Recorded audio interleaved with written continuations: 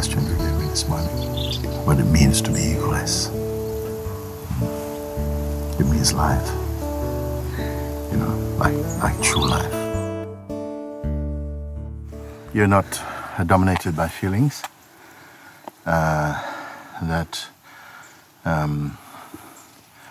Your life is not in service to your person.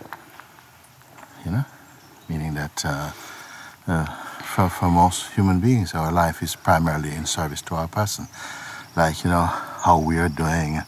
I'm not well. I need this. I don't have any money. It's all about us. That is. And that is such a. Our lives should be for service. Like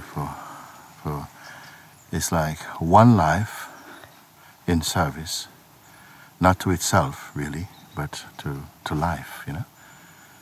It can make hundreds of people lift the joy of the many of them if you do it in proper service.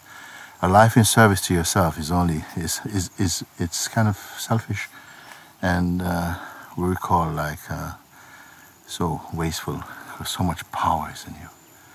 And that power is not for your person, you know. And so to be egoless,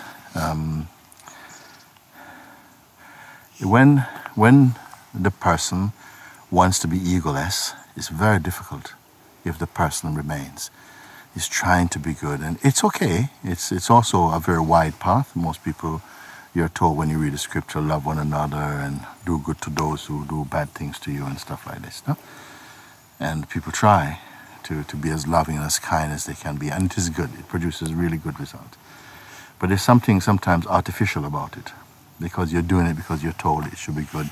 And in a way, we are looking for merits because of it. If I do what is good, I get something. So it's still for ourselves in a sense, no? But when we wake up to the truth, you know, that you are the self cares for everything, for everyone, you know, it's different somehow. The life is much lighter. Your sense of personal problems just vanish. Like, there is no personal problems, because actually there's no person to have problems in that way. Things come up, and in life maybe someone can say, I don't like you, and it's kind of felt. And if they had a lot of poison inside that utterance, you may feel that sadness, but it will never overwhelm you. You know, something just, even you're able to do the right thing, which is to say, you know, God bless you. You know. Sometimes you don't even say it in front of them, because, you know, that might even upset them. But in your heart, you accept like this. You know? And you take out the poison out of yourself, because the ego is the poison inside the life of a human being. Mm. It just makes things bad. It's always selfish. It's always drawing energy to itself all the time. It's always need to be right. It's all of these things. You know, it's very poisonous. But sometimes, not knowing another way, it feels like that's just how I am. As you begin to wake up to the deeper space of truth behind the kind of person, and this is for this reason, this is where, like, self-inquiry or the invitation brings you out of that, lifts you out of that space and into the space behind, where there's a field of just pure intelligence, more light, more spacious, you see. You already start to feel happy and light. And in your happiness and your light, you naturally want to do what feels good, you know. It's like what feels good comes naturally inside your heart, what feels good. And selfishness just feels, it's like a poison that leaves you, so you're not thinking so much in terms of that, you know.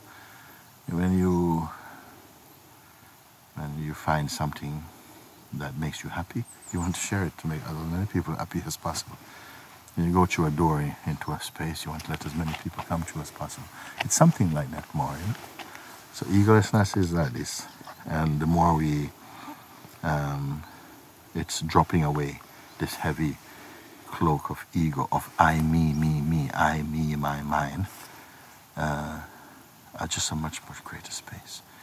That's why I say you come into the God field, and God field has no jealousy, it has no, you know, all this kind of stuff goes, selfishness, you know, heavy cravings, all this kind of just goes. You're in a field that is just naturally cares, naturally. And even everything just gets picked up in it. It's like it takes care of every aspect of your life and the lives of those you love.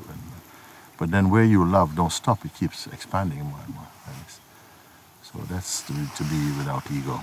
It's the most powerful thing in the whole world. Like ego is the darkest force in the world. And then freedom from ego is the most light and beautiful force in the world. And that is, for me, the challenge of living as a human being, is to transcend the egoic identity. And but it seems very rare in our world, because so much is put on the person. And, it's like our first love, and we love that first. But you are meant to love the self, but not the person. The self first, but we tend to love it last. And it is like that we first grow up with identity strongly and all me, but we are never happy really like that. We need so many things. We need money, we need friendship, we need partners, we need nice things in order to be happy. Whereas someone who is free of ego can just be happy, you're just happy anyway. Wherever you put them, they're happy. They're not competitive, they're very broad in their dealings. They always think for the feelings of others and stuff like that. It's very beautiful. And my wish and prayer is that it just becomes contagious again, just to be happy, that beings just enjoy, when we have like group actions and stuff, people learn to see that they can work together and produce something beautiful, and they love it. When in Monte Sahaja now, the climate has become the vibration has become so much higher, so that the feeling of love is easy. It's not, people are not pretending to love, it's kind of genuinely feeling the vibration. Where does vibration come from? It's not we came here and this was a special land and the trees were giving vibration. No, it's we are bringing the vibration, the living self, by our actions, by our thoughts, by the meditation, by the understanding, by the veneration, the understanding of, and the attraction to God or to pure consciousness. All of this is lifting the vibration. So it becomes palpable. Even people who don't know about these things, when they come, they feel something. Well, I feel good here. I like being here. What are they responding to? They're responding to something in the vibration of the place. They probably don't know the philosophy. It's not important, even the philosophy. It is the activity of the philosophy. It is the power of the guidance accepted. There's no power in the guidance if it's not accepted. When it's accepted, then it wakes up and it starts to move, and then everything, the trees start to pick it up, the earth pick it up, everything picks it up, That's why some places you can go and you can feel the vibration of the place, even though that person is not there anymore like that. I've been to places like that in India, and even in Jamaica, even in Bob Marley's house. I felt this vibration, actually. I went to his room, where his slippers is by his bed, and I wasn't expecting anything like this, but the feeling was so powerful of love. It was so wonderful. Indira Gandhi's place and different places I've been in, it feels, not so many, but actually quite a few. You feel this vibration, and it lives in the walls. It's even the bricks, they hold the vibration, everything. You go inside, you feel, like, there was happiness in this house. Some happiness was in this house. And it lives, even though the people left their bodies, the happiness is inside the house. It's an amazing thing. Sometimes the darkness lives in the house also. If it carries it, it's like these are the strong energies of attraction, desire, fear, love. These are powerful forces in the human kingdom. And they somehow affects even the earth. It leaves, it leaves that vibration there. So sometimes people go to the forest instead of love being in nature, is because it's not polluted by human darkness, So they feel a bit like, it's empty of that. Just move more into like tree consciousness and land earth consciousness and more than that. But when you come to a place where the consciousness as manifested in the human form, because it's so much more rich, more diverse in its expression, if it is pervaded by and imbued with consciousness, It's so powerful. This is why, you know, like I say, that it was just 2,100 years ago, 2,100 years ago, Jesus was here physically on the earth, and just through one human being, you know, who was just embodiment of God consciousness. And even after leave his body, 2,100 years later, people are still becoming followers of Christ, or followers of the Buddha, or followers of Krishna. It's like 5,000 years ago, of Rama, many, many thousands of years ago. Why? Because the vibration is there when they hold that. So it's a very powerful thing. And that when I used to say that, you know, one human being forgot about themselves, and since then the whole world cannot forget them. That's a very powerful thing. By forgetting themselves, meaning to override the ego, to just don't listen to him. You know, they transcended that, and their influence, their presence, their words and presence, you know, impacted on the lives of millions of beings. So they are examples, and each of these human beings have exactly the same kind of blood type like us, looked at the same moon and the same stars and the same sun just like us. They still had appetites, they got tired, they sometimes didn't sleep, they had friendships, they had people who hated them and stuff like that, but still they were just glowing in the spirit of truth, in the spirit of God. So that for me is the fulfillment of a human life, to wake up into the truth of what you really are, and that is what God is, that you're inside the God kingdom, inside your heart. That is what is. A human being that just merely follows scriptures alone on the surface is not enough. Their life will change, it will impact on the lives of other people, but in a soft way.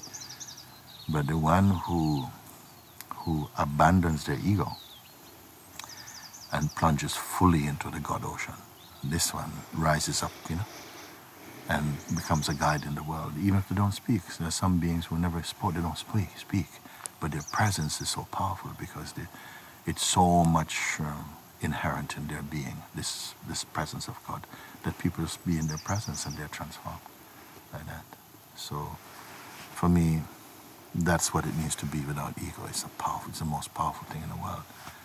If I were to meet two people, one who's been to Venus and lived there for 6 months, and one who's just lived in a cardboard box for 6 months in meditation and God, and who has awakened to something, I'd go there anytime and be with this one. I don't need to speak to an astronaut about life, you know, because they could just be equally as full of ego. But the one who has transcended ego inside himself, that would be my happy date. I'd rather go sit there and just to be with this, to be in that field of beings, even beings who love God or who are searching for truth. That is the holy company. Just to be in a company of seekers of truth is called auspicious as well. So I feel that we are in the right place by this, you know, that more and more beings are finding true happiness, not a trip, you know, not, oh, we are going to conquer the world. No, just finding one by one is enough. Finding one by one, and that light, you know, moving in the world is something.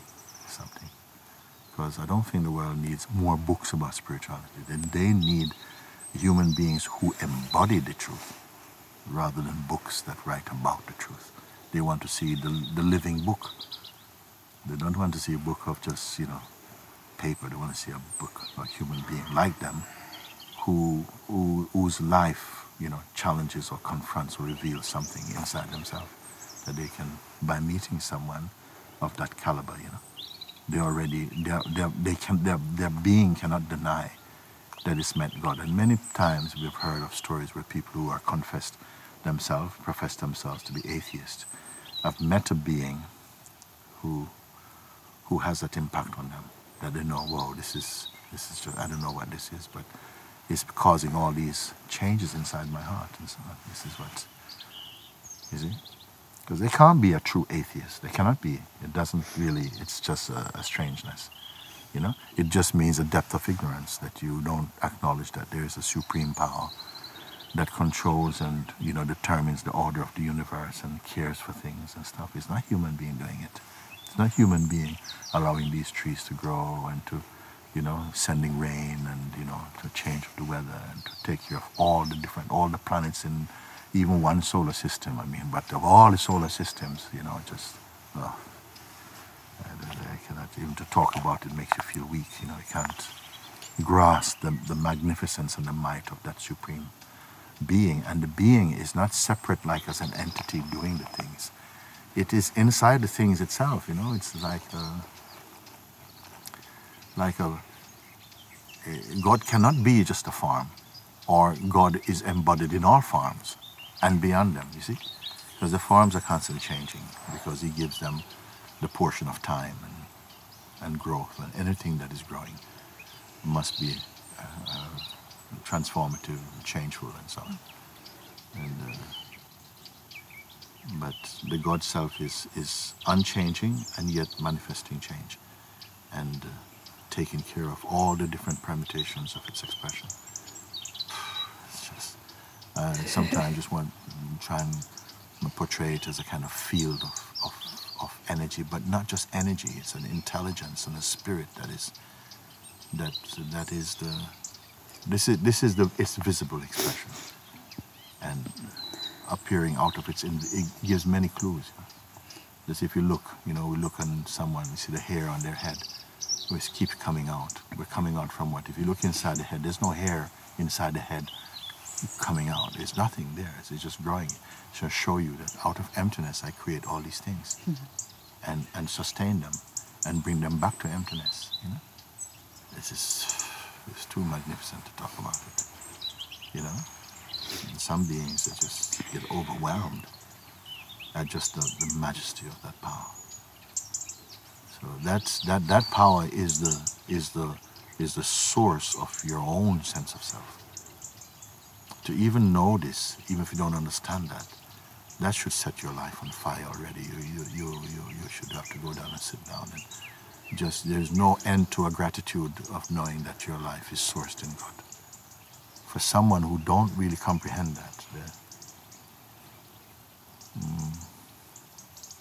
also that is designated by the power that there will be beings who don't feel that for a while, and then eventually they must wake up to that in themselves. So an auspicious life for me is the life that moves away from the ego, which creates a blindness inside the being and make us just, you know, be concerned about earthly things, and as opposed to the one who is aware and living in that awareness, and then living as that awareness. If you come to live as awareness, you are already in the kingdom. You're already in that space. In fact, it's even, I would say, greater than heaven, if I can say something like that. Because when that feeling came, you know, I just thought, is that blasphemous to say? No, I felt if heaven is of images and objects and so on, then they're also in time, in that kind of time. It may be one of God's days, could be 1,000 of human, you know, could be 1,000 years. Who knows? But whatever it is has to be changed. If there are different levels of beings and so on, you know, this, then of course there's still the process of evolving and growing is still there. But in the pure awareness, it's like it's not concerned about growth. It is so perfect, you know? But it's so unappealing to the mind, because the mind is always concerned about things and objects and having and losing and getting and changing and growing and becoming and losing, and, you know, it's all of that. Whereas in awareness, it's like, it is transcendental to such concepts. And this is what I'm trying to, you know, when I say to everyone, leave this now, leave this now. Leave even the concern for your identity, leave all of this. Who am I speaking to? To the intelligence that don't hear this enough. And when it hears this command that comes from the heart, it's able to drop everything and then be in the oneness, in the experience of its own oneness, you see. And then it's not, you see, rarely people in the hall in satsang, in the meditations like this and the guidances like this, you see. Then the disturbance is not there. You know, it's like you're in a transcendental plane. Selfishness and all this kind of stuff, it just kind of thins away, and it's as though you're floating in a lighter dimension, you know, of being. So it's very tangible, actually, that we feel it and we have the capacity to experience it. In the beginning, for many people, their mind comes. You can see sometimes people come here, they're not used to this type of environment, and you see how much their mind is troubling them. It appears as though it's the place that's troubling them and the people are troubling them, but it's their own mind is troubling them. You know, it feels uncomfortable because it feels challenged. You know, why are these people so happy about what? You know, I mean, I don't even trust them. They're pretending. You know, it goes into overdrive on this cynicism, judgments, on discomfort. All these things come up, but they are just the birth pains to reach a higher state of, if they persist, and often they don't. They go away, but something is inside, and that seed begins to grow inside there. Because God brought them here. Even if they feel, well, I didn't want to come here, as my wife came here, so it's still the force that caused them to come here. The force causes them to experience the disturbance that's in them, but they don't recognize that it's coming from them. They think it's coming from outside. But it's coming from a reaction to the energy that they're experiencing, that they're not yet compatible with it, because they're so much in the domain of egoic identity. So that is shaking, you know. So, a very good question you gave me this morning. What it means to be egoless. It means life. You know, like true life. When we think of Jesus or Prophet Muhammad or Krishna or the Buddha or something, you know,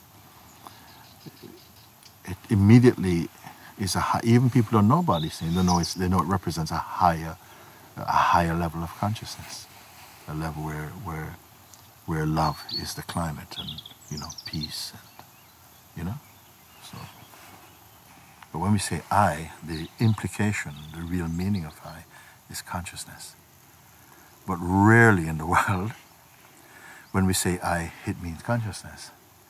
It's meaning individuality, it meaning person, it meaning, you know, I'm a man, I'm a woman. It's such a contracted, such a limitation. See? But I, even if we sometimes, even the one who is awake, will say I, knowing that it's referring to a sense of individuality and so on. But underneath that I is a deeper, they're in that space of a deeper knowing, a spiritual knowing, that it is consciousness speaking, you know, and not the person. It's a different vibration altogether. When you are with someone and when they speak, you experience spaciousness. That I is the I that comes from consciousness, that is consciousness. When you feel you're speaking with someone and you've got to be careful what you say, and that I is loaded with personhood. And you can see, you know, the person can, a world full of, earth full of personhood is a very suffocating place, stifling, you know.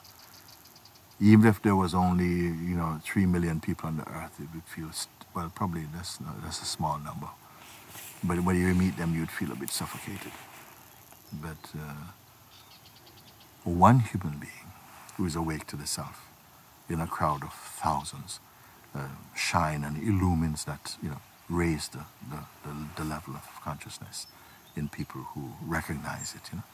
Because something in us can recognize that you're standing in a higher presence. You know? That's what happens there. Yeah. Because even without being told, people start to behave differently to someone who's awake. They just behave, they can't help it, they behave differently without knowing consciously, oh, that person is someone. No, just they behave differently. They may start in the beginning by being, you know, that's just treating like, oh, this regular thing. But gradually, the presence begin to, sort of percolate and to kind of move more deeply inside you. And it changes them. Their climate start to change. They start to feel more kind, more open. They want to do things for you. It's like that. That's without knowing anything about spirituality. It is commanded in the world. That's when one of the hadiths of the prophets say that when God created the world, it says that God commanded the world, whole world, serve those who serve me, meaning those who are searching for truth. Serve them and make weary and tired those who serve you. You understand? It's a powerful thing. Mm-hmm. Serve those who serve me, meaning serve those, take care of them who honor God and truth. Make tired those who serve you, who serve the world. Make them tired. Is that a curse? No, it's a blessing also. Because when you get tired of your own rubbish, then maybe there's space finally to say, you know what, I've got to try something different. It says, make weary those who serve you, because their service is in vain. It's like just serving matter and not spirit. So it's a beautiful, it's written inside the heart, in the DNA of every living being, not just human being, but in the presence of one who venerates the truth. Something in them will honor them. It will respond to them.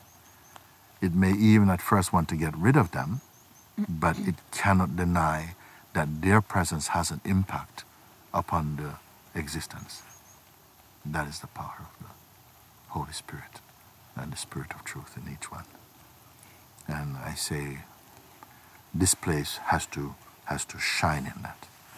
It has to, as long as I'm here, it has to be that our focus is on, cutting the ego. And not just cutting ego, but living in the truth. Because if your life is only trying to cut ego, maybe you don't even taste the full joy, You're too busy trying to cut ego.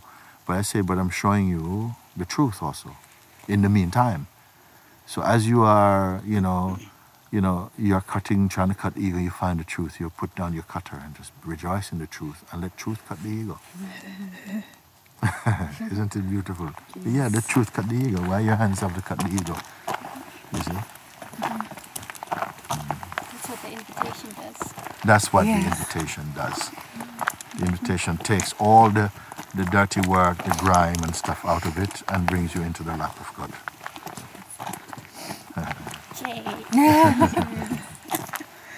Yeah, for this, my heart is so happy because, like sometimes when you see the beings and they are, if somebody comes and says, I'm so thirsty, can I have a glass of water? You give them a glass of water. If somebody falls down, you say, oh, brother, come, let's get up. Even though your back is hurting, you help them up. How are you feeling now? Feel better? Come sit down in the chair, sit down. You help them, no? Somebody's hungry, brother, please. You give them something to eat. And whatever you can do, you help, no? Then if they're sick, what you going to do? You have to be able, something must be in you to help them also. Whether it's prayer, or you start to learn to bless people. Even if it doesn't work, you still do it. You still keep doing it, My intention is to bless their life, to give them, not that their life become like mine. No, just bless their life, that whatever it needs to be, to remove the obstacles, to remove whatever it is that is contaminating or creating, disfiguring the spontaneity of their life. To banish that by the power of God. You bless them or something. And with this also, people are searching, they're so searching for the truth, they can't find it, so difficult. I say, yeah, no, I say, okay, you read the invitation. Listen to this. Just listen to it. Just listen to it. Okay.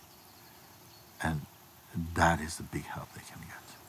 So my God, I was getting ready to do all this gymnastics to try and get over these things, and you've made it so easy. Something has become so easy, I didn't have to go through my mind. I didn't have to go down into this, this dark place of myself. I came to the light place of myself like that.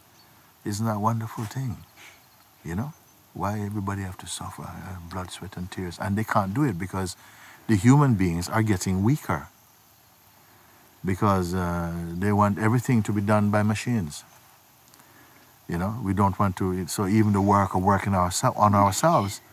Yes, if it's to build your ego, we'll do it. We'll lift heavy weights to build up ego, but to change to transform your heart from a suffering place into a place, into the abode of peace.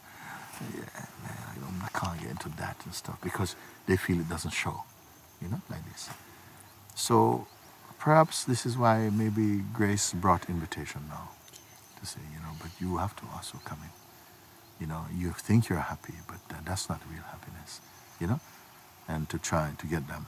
I feel there must be, because why it didn't, for me, the invitation is the easiest thing. It's like someone holding your hand and walking you through the door. Come, let's go to this door. You know, I want to meet Jesus. Come with me and show you. I'll take you right here. Come, just a minute. Come. Let's walk through the door here at the side.